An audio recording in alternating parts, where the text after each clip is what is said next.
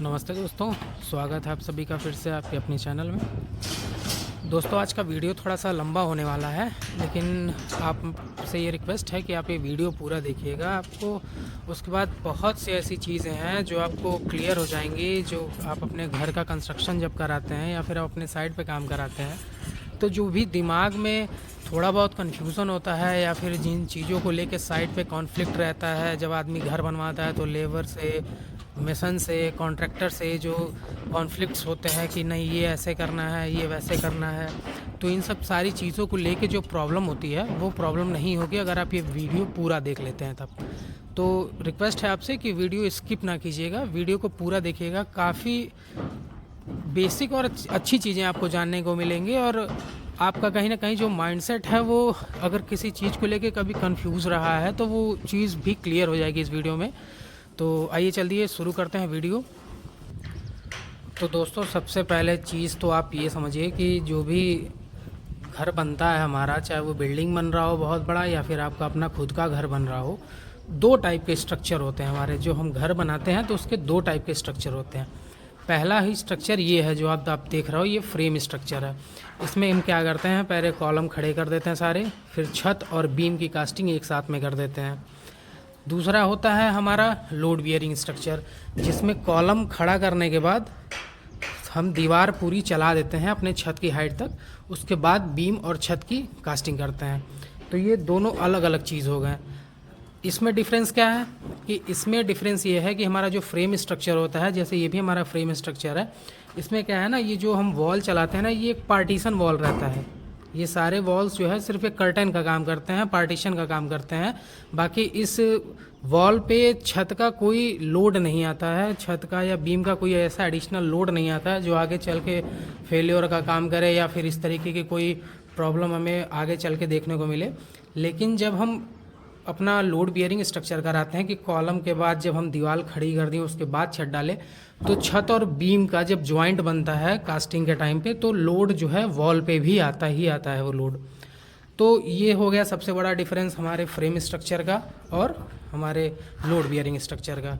उसके बाद में हम आते हैं, जब हमारा स्ट्रक्चर कंप्लीट हो जाता है तो उसके बाद हम आते हैं अपने ब्रिक वर्क के काम पे कि हाँ, हमें घर के अंदर की दीवारें चलानी है। अगर आपने फ्रेम स्ट्रक्चर कराया है तो आपको ये कराना पड़ेगा। उसके लिए आप हमेशा जो है, जब भी आप स्टार्टिंग करिए ब्रिक वर्क करने का, तो सबसे पहले आप करेंगे लेआउट। लेआउट कैसे करेंगे आप, ये आप देख पा रहे हो सामने वो बीम है, ये बीम और इसके नीचे आप देख रहे हैं लेआउट। लेआउट जब भी करें तो बाहर का जो फेस हो, बाहर के फेस से हमेशा जो है, ये देखिए यहाँ पे एक ऑफसेट ये बना हुआ है और यही सेम ऑफसेट आपको यहाँ बीम के पास भी दिख रहा होगा। कॉलम हमारा ये है और कॉलम से अंदर में हमारी बीम है। तो कॉलम के फेस से हम इसको प्लम कर लेते हैं। उसके बाद फिर एक नीचे जो है लेयर चला देते हैं वो उसकी ब्रिक की 4 इंच, जो हमारा लेआउट का प्लान हो जाता है, जिस पे हम आगे चल के फर्दर अपना एक्टिविटी करते हैं, हम अपनी दीवार उठाते हैं। जब दीवार आप उठा लो, जब दीवार आपकी उठ जाए, तो उसके बाद अगर आपका फ्रेम स्ट्रक्चर है तो आप जो है दीवार के हाफ पोर्शन पे, जहाँ दीवार का मिड हो, वहाँ पे आप एक सील बैंड दे दो। सील बैंड भी इसको कहते हैं, कंक्रीट बैंड भी कहते हैं, कुछ लोग इसके डीपीसी भी कहते हैं। हालांकि डीपीसी का भी थिकनेस यही होता है जो यहाँ पे हम सील बैंड का थिकनेस देते हैं, 3 इंच के लगभग। और अगर आपका लोड बियरिंग स्ट्रक्चर है कि आप अगर जो है अपना दीवार चलाने के बाद छत डाल रहे हैं, तो 3 फीट या 3.5 फीट पे आपको ये बैंड देना होगा। 3 फीट 3.5 फीट पे आप ये बैंड देते चले जाओ।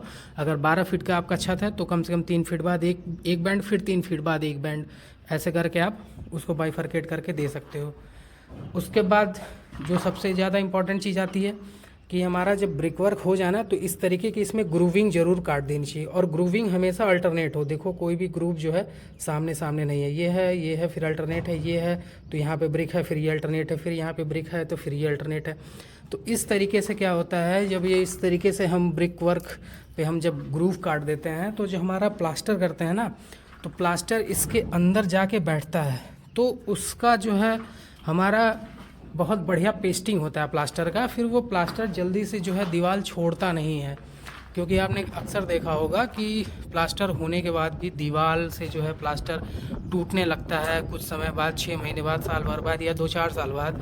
दीवार पे अगर कहीं हथौड़ा मार दिया, कहीं अगर उसमें ड्रिलिंग कर दिया तो दीवार टूटने लगता है, उसका प्लास्टर वहाँ से छोड़ने लगता है। तो ये प्रॉब्लम नहीं आएगी अगर आपने ग्रुप कटिंग वगैरह प्रॉपर कराया है। दूसरी चीज़ ये कि घर के अंदर का जो ब्रिक वर्क होगा, आपका जो ब्रिक वर्क घर के अंदर के साइड होगा, अंदर के फेस में, उसको हमेशा इवन फेस में रखें। और जो आउटर का ये आपका साइड होगा, ये हमेशा भले ही ये हमारा 19-20 आगे पीछे हो सकता है, क्योंकि फेस एक ही तरफ से हम इसका दीवार का बना सकते हैं। कोई भी करेगा एक तरफ से ही फेस बना पाएगा। तो आप बाहर की तरफ से फेस ना बना के अंदर की तरफ से फेस बनाइए। अंदर की तरफ से फेस बनाने से ये होता है कि हमारा जो थिकनेस होता है मोर्टार का वो इवन रहेगा, और इवन रहेगा तो हमारे कमरे का जो साइज़ है वो प्रॉपर मिलेगा।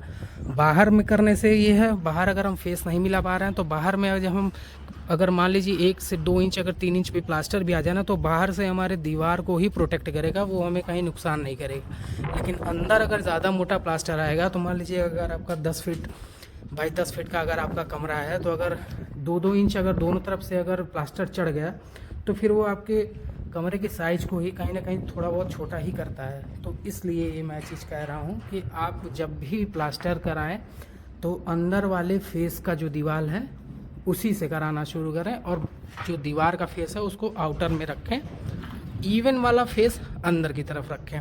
तो ये आपको हमेशा फ़ायदे का सौदा रहेगा। ये चीज़ आगे चल के कभी आपको प्रॉब्लम नहीं देगा। अब इसके साथ एक और चीज़ है, जैसे हम ये ब्रिक वर्क कर रहे हैं तो दीवार तो हमारा जो है, ये देखिए ये हमारा दीवार बिल्कुल जो है फिनिश है, स्मूथ है। आप ये देखो इधर से भी हमारा ये वॉल आके इस दीवार में टच हुआ है। अब इस दीवार में टच हुआ है तो आप देख रहे होंगे यहाँ पे इसमें जो है मोर्टार भरा गया है, मोर्टार बाद में भरा गया है।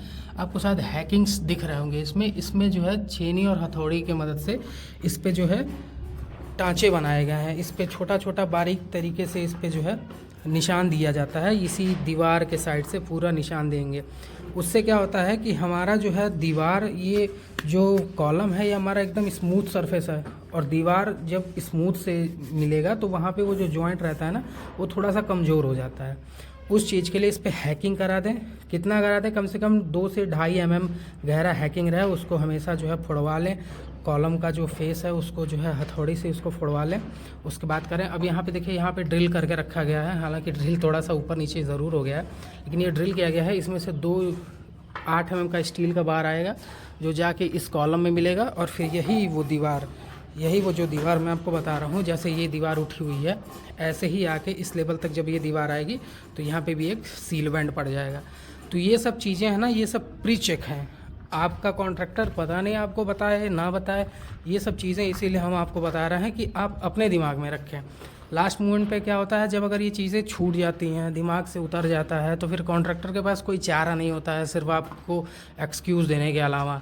और वो तो क्या है, वो करके निकल जाएंगे पैसे लेके, फिर बाद में आपका घर है, आपको जो प्रॉब्लम्स बाद में फेस करनी पड़ेंगी उसके लिए फिर कोई वहाँ सामने आके खड़ा नहीं होने वाला है। फिर उसके बाद जब जहाँ पे आपका छत के पास जाके दीवार जहाँ पे आपका फिनिश होता है, उसको हमेशा कोशिश करें ना कि उसमें ईंट की कोई काट के ना ईंट का टुकड़ा उसमें भर देते हैं, उसको मत भरवाया कीजिए। उसको हमेशा बोला कीजिए ना, यहाँ हमारा डीपीसी ये डालने के बाद, ये डीपीसी हमारा डालने के बाद छत की हाइट कितनी बच रही है उसको एक बार वो मेज़र कर ले। जब वो मेज़र कर लेगा ना, तो उसके बाद ईंट के हमारे थिकनेस से उसको प्रॉपर जो है डिवाइड करके देख ले कि कितनी ईंटें हमारी उसमें आ रही हैं। तो इसमें जो है हमारा मोर्टार जो है 10 से 12 mm जो भरते हैं, ये 15 mm भी हो जाएगा ना तो भी कोई इशू नहीं आएगा। 15 mm हो जाएगा, 20 mm हो जाएगा तो भी कोई इशू नहीं आएगा। लेकिन ऊपर प्रॉपर दीवार में जाके प्रॉपर फ्लश होना चाहिए। काम देखने से काफ़ी अच्छा लगता है, और जिसके जेब से पैसे लग रहे होते हैं ना, अगर उसे काम ना पसंद आए तो कोई कितना भी कह ले कि हमने काम बहुत बढ़िया किया, हमने काम बहुत बढ़िया किया, उसका कोई मतलब निकल के नहीं आता है, और वो नॉनसेंस वाला काम हो जाता है फिर। क्योंकि जिसके जेब से पैसे लग रहे हैं उसका सेटिस्फेक्शन पाना सबसे ज़्यादा ज़रूरी होता है। फिर आप ये देखो, ये भी वॉल, इसमें देखो प्रॉपर जो है ग्रूव कटिंग अच्छे से की गई है। ये ग्रूव कटिंग अच्छे से की गई है। ये आप जो देख रहे हो यहाँ पे ये मसाला भरा हुआ है, ये मसाला पीछे की तरफ से भरा हुआ है। आप ये देखो, ये एक दीवार आया है, ये हमारा बैंड है। ऐसा नहीं है कि बैंड हम यहीं पे ख़त्म कर दे रहे हैं। बैंड हमेशा 4 इंच के वॉल पे ही दे देते हैं, लेकिन अब यहाँ पे जो है इसको थ्रू आउट यहाँ तक ले गया गया है ताकि इन दोनों दीवार के बीच में भी ये बैंड आके प्रॉपर जो है फिक्स हो चुका है। जो ये 9 इंच का हमारा वॉल है ये इसको अब सपोर्ट देना शुरू कर दिया है। और इसमें जो 2 स्टील गई हुई है अंदर, जैसा कि मैंने अभी आपको पीछे दिखाया ड्रिलों के, तो वो कॉलम को सपोर्ट दे दिया। अब ये जो दीवार का आधा हमारा जो फोर्स है ना, जो लोड है, वो आधे से इधर चला गया, बचा ये नीचे का, वो नीचे हमारा फ्लोर में चला जाएगा। नीचे भी बीम होते हैं, स्लैब में सरिया होती है, तो उन लोड को अच्छा काउंटर करेगा वो। तो इस चीज़ के लिए ये बहुत ही बेसिक चीज़ है, बहुत ही छोटी सी चीज़ है, लेकिन आपको ये चीज़ें हमेशा ध्यान में रखना है, क्योंकि अगर आप कहीं पे भी चूकेंगे तो कॉन्ट्रैक्टर जाहिर सी बात है आपको दुनिया भर का एक्सक्यूज़ देगा और आपको ज़्यादा कहानियाँ बताएगा। अब आते हैं हम अपने स्टेयरकेस पे। जब आप अपने फर्स्ट फ्लोर से सेकंड फ्लोर के लिए जाने वाले होते हैं तो स्टेयरकेस बनाते हैं। आपने देखा होगा, अक्सर आप वीडियोस में, रील्स में देखते होंगे कि ये डिज़ाइन वाले, वो डिज़ाइन वाले, ये इस तरीके का स्टील लगा दिया, इस तरीके से स्टील लगा दिया।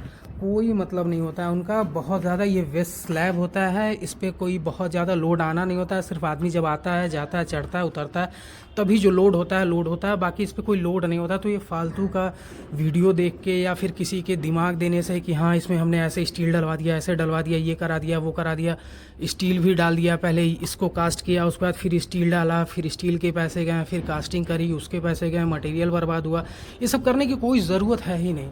मैं सीधा सीधा कहता हूँ, कहीं भी इस तरीके की करने की कोई ज़रूरत नहीं। हाँ, अगर आपको बहुत ज़्यादा डिज़ाइन देखने का मन है तो आप बिल्कुल करा सकते हो, इट्स योर कॉल।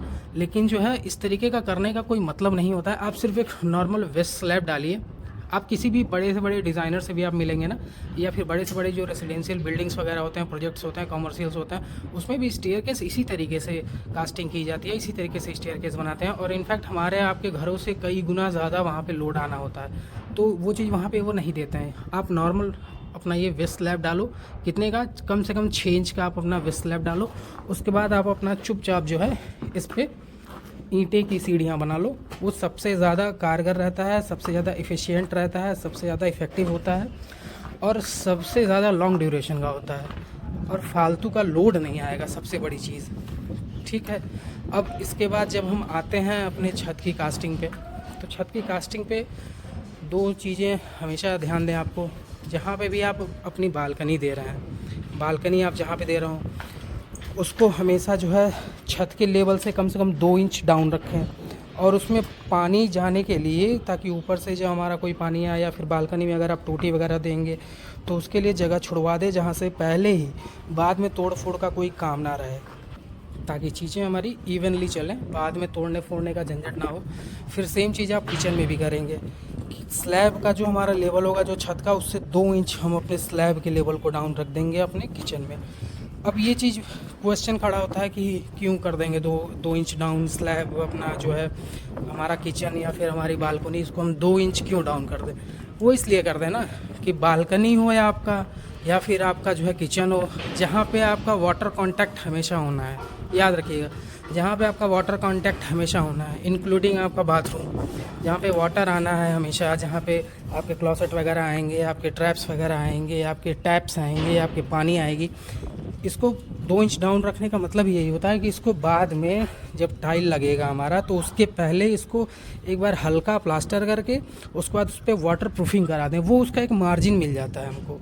फिर यही चीज़ सारे बालकनी में आप करोगे। और बालकनी में, जैसे मैंने भी एक और वीडियो में बताया था, बालकनी में हमेशा मजबूत और टिकाऊ काम कीजिए। ऐसा काम कीजिए कि लोग आपका काम देख के अपने घर में जाके कराएं, और यकीन मानिए बहुत अच्छा फील होगा जब आपका किया हुआ काम कोई और कॉपी करता है तो अच्छा लगता है। और कॉपी करने की ही बात नहीं है, बात यह है कि मजबूती की, ये बहुत ही ज़्यादा मजबूत होने वाली चीज़ है। देखिए, हमने ये बालकनी है, बालकनी में हमने एक बीम प्रोवाइड कर दी है।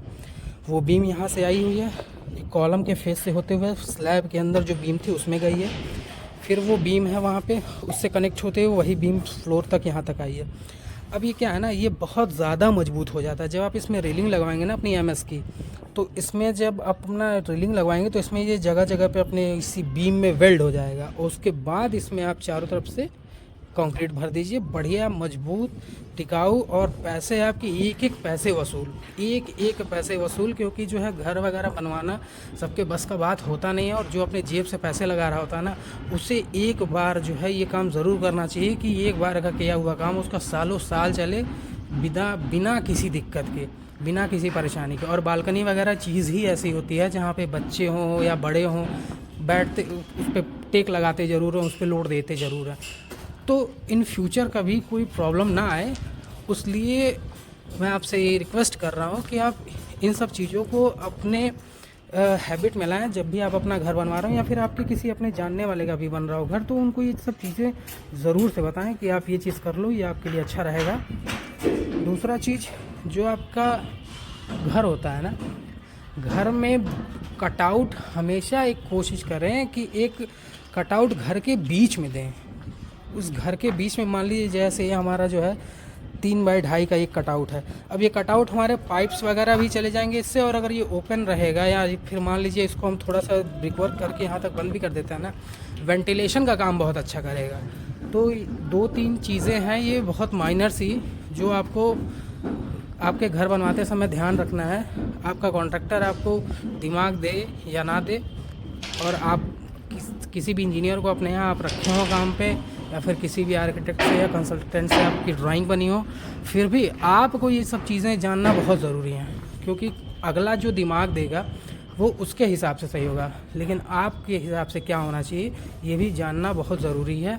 अदरवाइज़ जो है फिर बात हो जाती है लकीर के फ़कीर की, कि आप जैसा कर रहे हो हम वैसा करते चले जा रहे हैं। तो आइए अब आगे चलते हैं ऊपर छत पे, आपको और भी चीज़ें दिखाते हैं। तो दोस्तों अब हम आ चुके हैं अपने छत पे। आप ये देख रहे हैं ना, छत पे होता क्या है कि मैंने देखा है ज़्यादातर जगहों पे कि एक के बाद दूसरी छत डालनी होती है, दूसरी के बाद तीसरी डालनी होती है, लेकिन ऊपर की तरफ जो है अगले छत में जो नीचे का कॉलम आ रहा होता है उसमें लोग छोटा छोटा टुकड़ा छोड़ देते हैं। भाई छोटा छोटा टुकड़ा छोड़ के आप किसके पे एहसान कर रहे हो? छोटा छोटा वो जो टुकड़ा है वो हमारा क्या लैप देगा अगले स्टील को, हमारे ऊपर के पूरे छत को जो कॉलम आना है उस पर क्या वो लैप देगा। इसलिए मैं आपको बताना चाहता हूं दोस्तों कि जब भी आपको ऊपर एक के ऊपर एक छत डालनी हो, तो जो कॉलम आएगा आपका, कॉलम का जो आप स्टील छोड़ोगे ना, वो कम से कम आप 4 फीट हाइट पे ले आके छोड़ेंगे। आप उसको 1 फीट 2 फीट अगर वो छोड़ता है तो आप उसको सीधे आप मना करो, आप उसको बोलो कि भाई टेक्निकल टर्म्स में काम करो, हमारा सेफ रखना है बिल्डिंग हमें, तो कम से कम 4 फीट हाइट पे वो ला के स्टील को सारे छोड़ेगा। अदरवाइज़ होता क्या है, लैप हमारा प्रॉपर नहीं बनता है। और आपको मैंने पिछले वीडियोस में भी बताया हुआ है कि जो भी हमारा ये स्टील का रिइंफोर्समेंट हो, जो भी हमारा मान लीजिए अगर हमारा 20 mm डाया का स्टील लगा रहे हैं, अगर आप 20 mm मोटा स्टील लगा रहे हैं तो आप उसको सीधे जो है 20 को 50 से आप मल्टीप्लाई कर दो, उतना हमारा लैप बाहर निकला होना ही होना चाहिए मिनिमम। तो वो चीज़ भी डिपेंड करता है कि हम 50 से क्यों मल्टीप्लाई कर रहे हैं 20 में, और ये 55 से क्यों नहीं कर रहे हैं, 60 से क्यों नहीं कर रहे हैं। तो ये नॉर्मल क्या होता है, जब हम अपना घर वगैरह बनवा रहे होते हैं तो वहाँ पे ये चीज़ जो है ग्रेड को लेके चलती है, वो है सिर्फ M25 से ही कॉलम, छत और बीम सारी हम भरते हैं। इसकी वजह से यहाँ पे जो है हम सिर्फ 50 की बात कर रहे हैं कि हम जब स्टील का लैप छोड़ने की बारी आएगी कि हमें कितना स्टील छोड़ना है, कितनी हाइट तक ले आके हमें उसका लैप छोड़ना है, तो उसमें हम जो है हमारे डाया ऑफ स्टील से 50 में मल्टीप्लाई कर देंगे। और इस चीज़ को आप ज़रूर इंश्योर कीजिए। दूसरी चीज़, जब आप कॉलम में आप स्टील बांधेंगे तो आपको मैं आगे दिखा देता हूँ। कॉलम का जब आप स्टील बांधें तो उसको 2 जोन में ज़रूर डिवाइड करें, क्योंकि हमारा जो कॉलम होता है वो सेफ़ होता है हमारे मिड में। आप ये देखिए, ये जो लैप लगा हुआ है, ये देखिए मिड में लैप लगा हुआ है, ना कि इसके ऊपर लगा ना इसके नीचे लगा। और लैप जो है हमारा अल्टरनेट भी है और स्टैगर्ड भी है, मतलब अल्टरनेट है एक के बाद दूसरा नहीं है, और स्टैगर्ड भी है, मतलब एकदम सामने भी नहीं है। तो इसमें आप देखिए जो हमारी रिंगें हैं, ये नीचे जो हमारी रिंगें हैं वो बहुत पास में लगी हुई हैं, और ऊपर भी पास में लगी हुई हैं, लेकिन बीच में जो है वो रिंगें आप देख रहे होंगे कि ऊपर की अपेक्षा नीचे ज़्यादा है। ये होता क्या है, नीचे 100 mm मतलब 4-4 इंच के गैप पे हम लोगों ने रिंगें लगाई हैं, और ऊपर भी यही सेम चीज़ करा है, और बीच में हम लोगों ने 6-6 इंच पे लगाया हुआ है। क्यों किया है ऐसा इसलिए किया है क्योंकि हमारा जो कॉलम होता है, जो हमारा कॉलम ट्विस्ट करता है ना, तो ऊपर से ही करता है और नीचे उसका वहाँ पे जो फिक्स्ड रहता है तो वहाँ से उसका जो है ट्विस्टिंग होता है। और बीच में हमारे जो है लैप होता है, तो लैप ही हमारा जो बीच का होता है वो हमारा सेफ जोन होता है।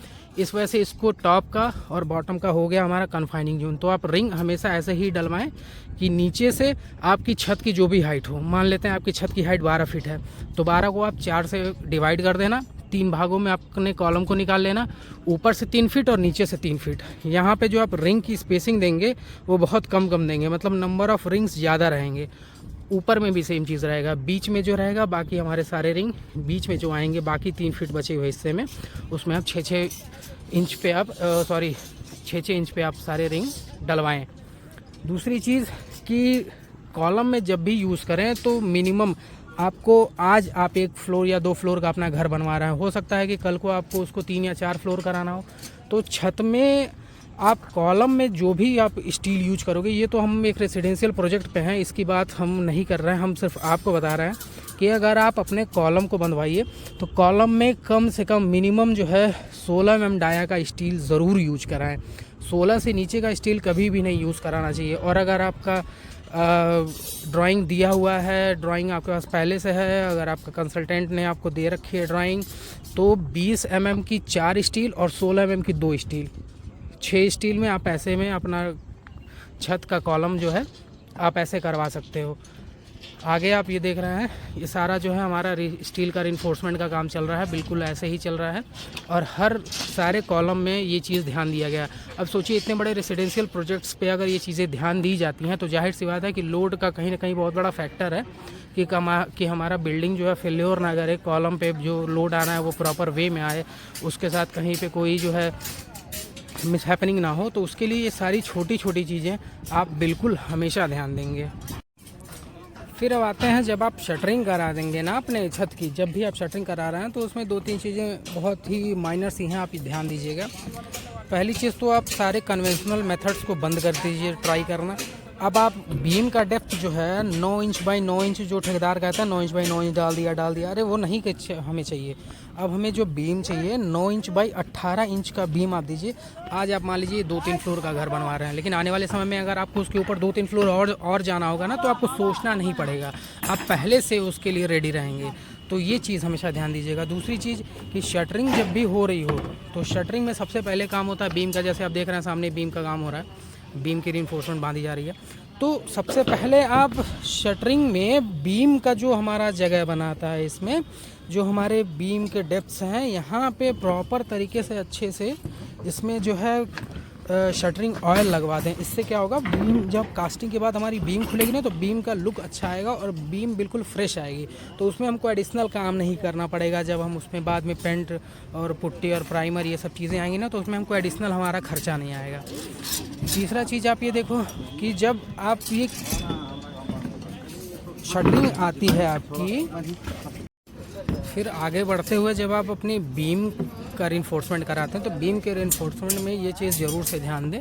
ये जो आप स्टील देख रहे हैं, ये जो यहाँ से कॉलम के फेस से घूम के आई है यहाँ तक, इसको कहते हैं डेवलपमेंट लेंथ। ये डेवलपमेंट लेंथ बहुत ज़्यादा ज़रूरी होता है हमारे बीम पे पड़ने वाले सारे लोड को प्रॉपरली इज्जत और ईमानदारी से कॉलम तक ट्रांसफ़र करने के लिए बहुत ज़्यादा ज़रूरी होता है। तो आप ये प्रॉपर वे में हमेशा ध्यान देंगे कि हमारा जो है एलडी ज़रूर आए। एलडी कैसे आएगा, हमारा जो बीम का साइज़ हो गया, बीम की साइज़, उसके बाद कॉलम के पास से कॉलम के अंदर तक सी ऐसे बन के घूमना चाहिए। जैसे मान लीजिए हमारा 16 mm का ये स्टील बार लगा हुआ है, तो 800 mm कॉलम के फेस से 800 mm तक ये स्टील हमारी ऐसे घूम के आनी चाहिए एट एनी रेट, ताकि हमारे जो भी ऊपर से लोड आएंगे हमारे, वो बीम पे प्रॉपरली आए और बीम प्रॉपर उस लोड को जो कॉलम पे ट्रांसफ़र करे, तब ये कॉलम जो है सारे लोड को लेके नीचे तक ट्रांसफ़र करेगा। अब आगे बढ़ते हैं। आगे हम देखते हैं जो आजकल सबसे नॉर्मल गलती है जो ज़्यादातर लोग करते हैं। आइए अब उसको हम आपको दिखाते हैं कि कैसे उस गलती को हम प्रिवेंट करेंगे आपके साथ। अब आप ये देखिए दोस्त कि हमने जो है ये छत पूरी कास्ट की है, फिर भी हमने इसको यहाँ पे जॉइंट दिया है। हम चाहते हैं तो इसको हम यहाँ तक पूरी कंक्रीट से कास्ट कर सकते थे, लेकिन हमने इसको थोड़ा पीछे रखा और उस वाले हम अपने गाले को भी हमने थोड़ा सा पीछे रखा है। इसका मेन वजह यही है कि इसको हम प्रॉपर जॉइंट देने के लिए ताकि हमारे जॉइंट पे आगे चल के, क्योंकि जब 2 बार में स्लैब कास्ट होती है तो जब गलत तरीके से जॉइंट बनता है ना तो वहाँ पे आती है लीकेज। और वो लीकेज की समस्या जब कंक्रीट वगैरह में लीकेज आती है ना तो फिर उसका प्रोक्योरमेंट जो होता है, उसका जो हम ट्रीटमेंट करेंगे ना वो काफ़ी महंगा चला जाता है। तो उस चीज़ के लिए आप हमेशा ये ध्यान रखेंगे कि अगर आप एक बार में अपनी छत नहीं कास्ट कर रहे हैं, या फिर आज आपने जो है आपका 2000 स्क्वायर फीट का आपका प्लॉट है, आपने 1000 स्क्वायर फीट में आपने छत डाली, आगे 1000 में आप बाद में डालने वाले हो, तो उस 1000 में जहाँ पे आप अपना स्टील ख़त्म कर रहे हो, उस स्टील को आप आगे के लिए छोड़ दो कि हम वहाँ से उसमें प्रॉपर जॉइंट बना सकें। जैसे हमने छोड़ा है, इसको कहते हैं प्रॉपर तरीका, डॉवेल छोड़ के अगले स्ट्रक्चर के लिए, अगले पार्ट के लिए, उसको कनेक्शन के लिए। अब हमने यहाँ तक अपनी बीम कास्ट कर ली है, फिर हमने ये बीम छोड़ रखी है। इस स्लैब की स्टील आई हुई थी, इसके टॉप बॉटम का स्टील और टॉप का स्टील हमने ये पूरा छोड़ रखा है। अब हम आगे जब जाएंगे ना, तो आगे जब कास्ट करेंगे तो हम इसी स्टील से हम इसको कंटिन्यू कर लेंगे। और इस स्टील को प्रॉपर अच्छे तरीके से, ये सारे जॉइंट्स जो हैं, वो जॉइंट आप देख लो या फिर वो जॉइंट आप जो देख रहे हो सामने का, ये सारे जॉइंट्स प्रॉपर अच्छे तरीके से ट्रीट होंगे। फॉसरॉक का जो केमिकल आता है न्यूटोबॉन्ड, या फिर हमारा DLR करके आता है डॉक्टर फिक्सिट के, कई सारे ब्रांड्स हैं, कई सारे कंपाउंड्स बनाते हैं हम हमारे जॉइंट्स के ट्रीटमेंट के लिए। जॉइंट को जब हम 2 पुराने नए कंक्रीट्स को जॉइंट कर रहे होते हैं तो उसके लिए अलग अलग केमिकल्स आते हैं।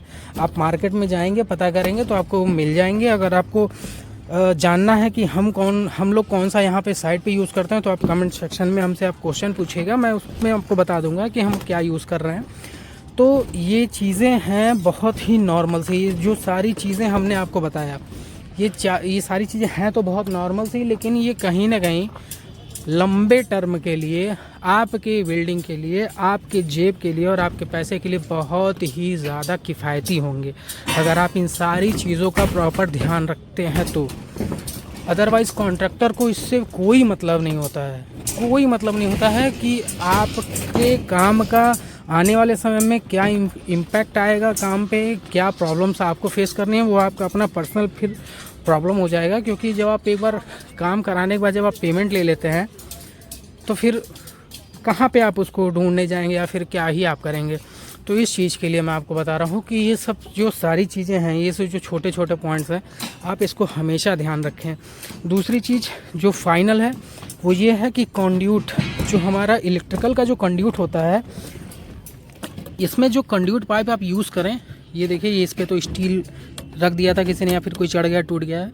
तो इस चीज़ को आप कैसे बचाएंगे, कैसे प्रिवेंट करेंगे? हमेशा जो है अच्छे ब्रांड्स का स्टैंडर्ड या हैवी मटेरियल ही यूज़ करें, ताकि जो है अगर कंक्रीट वगैरह पड़ने के बाद भी इन केस अगर कभी कुछ होता है, अगर पाइप हमारी पिचक जाएगी या फिर उसमें अगर कंक्रीट चला गया टूट के, तो फिर ये खर्चा जो है ना, ये आपके एज पे आ जाता है और ये फिर प्रॉपर ट्रीट नहीं होता और बहुत लंबा खर्चा आता है। फिर पूरा आपको छत खोजना पड़ेगा, एक आपको उसके लिए अलग डिप्लॉयमेंट देना पड़ेगा कि कहाँ से हम इसको क्या कराएं, कि हमारा तार कहाँ फंस रहा है, कहाँ पे हमारा कंड्यूट पाइप टूट गया। तो ये छोटी छोटी चीज़ें थी। वीडियो थोड़ा सा लंबा हो ही गया, लेकिन उम्मीद करते हैं कि इससे आपको थोड़ा बहुत ज़रूर फ़ायदा मिलेगा। आप इन चीज़ों को अगर सुने हैं, अगर आप इन चीज़ों को अगर फॉलो करते हैं, जब भी आप अपना नेक्स्ट स्ट्रक्चर कराएंगे, तो मुझे लगता है कि ये वीडियो आपके लिए काफ़ी ज़्यादा सहायक साबित होगा। उम्मीद करते हैं दोस्तों कि आज का ये हमारा वीडियो ठीक रहा आप लोगों के लिए। जो मैं बताना चाहता था, अपनी चीज़ों को मैंने कोशिश किया है कि अच्छे तरीके से बता पाऊँ। अगर मैंने कोई टॉपिक्स छोड़े हैं या फिर मैं कोई चीज़ नहीं बता पाया हूँ, कुछ इसमें कवर नहीं कर पाया हूँ, तो आप लोग कमेंट सेक्शन में बताइएगा। मैं जो भी कमियां रह गई हैं मैं उनको नेक्स्ट वीडियो में दूर भी करूँगा। तो मिलते हैं जल्दी फिर किसी नेक्स्ट वीडियो में, किसी नेक्स्ट ट्यूटोरियल में। तब तक आप सभी लोग अपना ख्याल रखें और जो भी आप लोग अपना कंस्ट्रक्शन का काम कराएं उसको बहुत ही अच्छे तरीके से और बहुत ही खूबसूरती से कराएं, क्योंकि ये जो घर चीज़ होती है ना, ये ज़िंदगी भर आदमी जो है रहता है, तो उसमें उसकी खूबसूरती हमेशा बनी रहे, उसकी मजबूती बनी रहे और जो उसके पैसे लगते हैं उसका सदुपयोग हो। सिर्फ यही वजह था कि मैंने ये वीडियो बनाया। आप सभी अपना ख्याल रखें। Thank you.